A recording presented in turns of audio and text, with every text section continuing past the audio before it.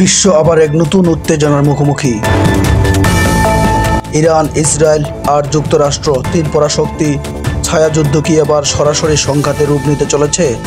মধ্যপ্রাচ্য যুদ্ধ হওয়ায় আরও গাঢ় হয়ে উঠেছে। এই উত্তেজনার পরিণতি কি হবে? বিশ্ব কিভাবে প্রতিক্রিয়া জানাবে? চলুন জানি সামনে কি অপেক্ষা করছে আমাদের জন্য। এই যুদ্ধের পিছনে কিছু ইতিহাস আমরা জেনে আসি।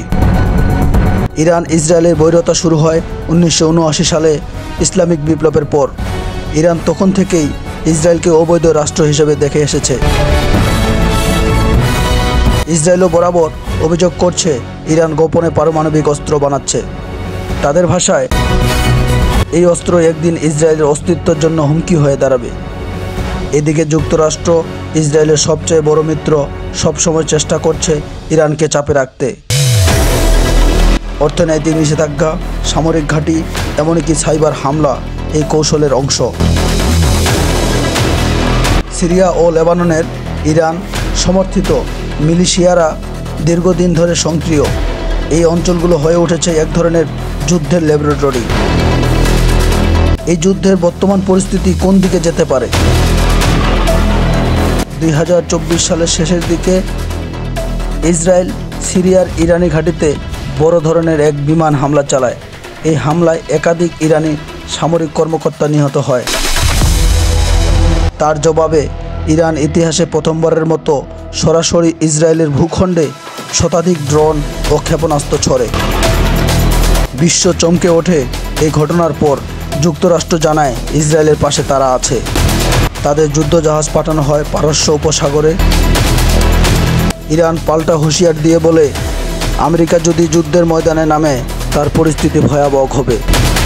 এদিকে হামাস, হিজবুল্লাহ, হুতি বিদ্রোহীরা ইতিমধ্যে ফ্রন্ট লাইন গরম করে তুলেছে। মধ্যপ্রাচ্য যেন বারুদের স্তূপ। এই যুদ্ধ ভবিষ্যতে কোন ধরনের রূপরেখা ধারণ করছে? এই উত্তাপ পরিস্থিতির সামনে আমরা তিনটি সম্ভাবনা দেখতে পাচ্ছি। প্রথমত, যুদ্ধ চলবে প্রক্সি পর্যায়ে, মানে সরাসরি নয়, বরং সিরিয়া, লেবানন, ইয়েমেনের প্রতিনিধি বাহিনীর মাধ্যমে।